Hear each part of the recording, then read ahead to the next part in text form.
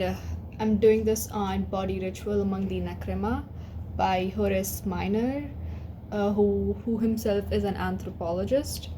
Um, so yeah, let's get into it.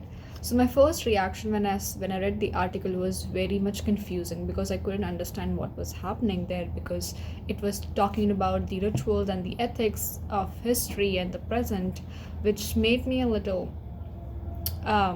off-centered. Then I googled this article, which made me understand that the Nakrima is actually spelled backwards as America. So that was very, very, like, then I could understand the concept of what was actually happening in the article.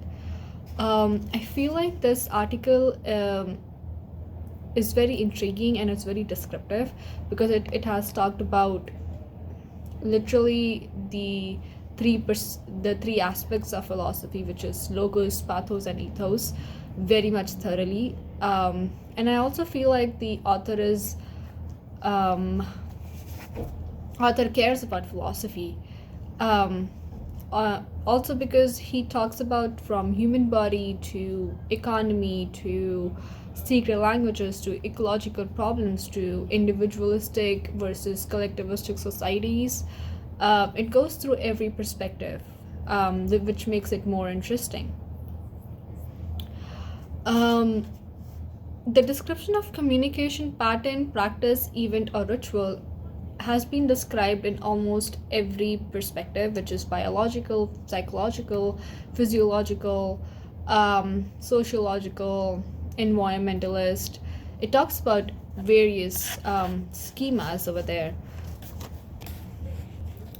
Like, it also talks about the mysteries and the gifts, the magical pockets, the social relationships. So from an outsider view, I think the most thing which has been different from ages to ages is like socializing. I think that has been very much decreased in today's world of 21st century, as compared to before. Like, when we look back into the eras of 1800s, 1700s, or 1900s, people used to gather and talk and sit by the bonfire, talk about life and politics, and understand human behavior more closely. But now, as such, people have just so much been so much busy in their day-to-day lives that they need so much time to themselves. So this concept of individualistic and collectivistic has shifted a lot. People nowadays are more individualistic than not a social person. And I think that has been bounded by this Western culture, like US culture, a lot these days. If not in the Asian cultures, because I still believe, because I'm an Asian, I'm from India, and I still believe people over there, even for a minor problem, like even if they don't have milk in their house, they would knock on the neighbor's door and get some milk. Whereas over here, if people don't have milk, they just, I don't know, Uber Eats these days. Which is, for me, kind of a back off. Like, when I first came, I couldn't understand the culture, like, why don't people talk, and then I just, after living here for a few months, I just adopted the culture, which is really, really weird, because I was a very, very outgoing, social, extrovert person, and now I'm just introverted. I just don't like people anymore. I don't know if that's because of age or just because of the surrounding, the environment factors, but yeah, it has changed me through a lot over the ages. So let's talk about the benefits of this. I think having a social and being in a social environment, or just being socially active, gives you energy.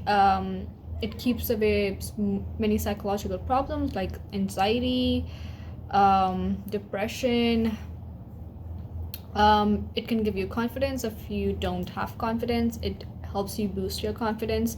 It gives you a sort of independence to what you want to talk, what you don't want to talk, and if you need any help, you get that. And then you also understand the difference between the good and the bad. Whereas the cons are pretty much less, but also um, there is more physical exertion. It's more time consuming, and if a person is too much, like has a psychological problem which doesn't let the person go outside and talk, it can be really, really hard for them to do that. And sometimes people also believe that socializing a lot can come between your goals. And the most important, the con is that fake people are all around, and sometimes people get scared of that, of people taking advantage of them or their innocence. Um,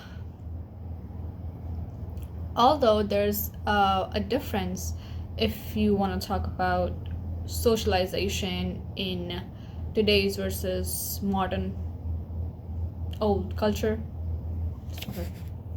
Like people nowadays include socialization as partying and drinking alcohol and having social relationships which have various names, whereas people in the ancient era, we could say that, meant that sitting by a bonfire or just in the house having a cup of tea and talking about politics over the snacks or over tea, which has changed over the time. Um, and um, according to the U.S. Results, like the US estimated approximately 7.1 US adults have social anxiety, which can make it hard for them to actually get out and find themselves in a huge crowd. So there are a lot of psychological problems and social problems come into scene, which can make one smallest thing difficult. So I guess that is it for now. Thank you so much. Yeah.